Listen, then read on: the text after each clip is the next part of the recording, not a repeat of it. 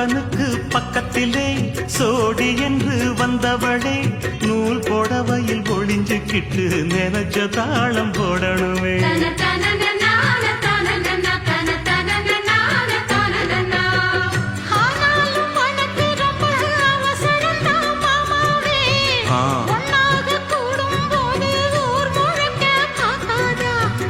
பார்த்தாலும் தவறு இல்ல பனியுறங்கும் ரோசாவே உன்னால சொத்த வச்ச மூக்குலதான் வைக்காதா.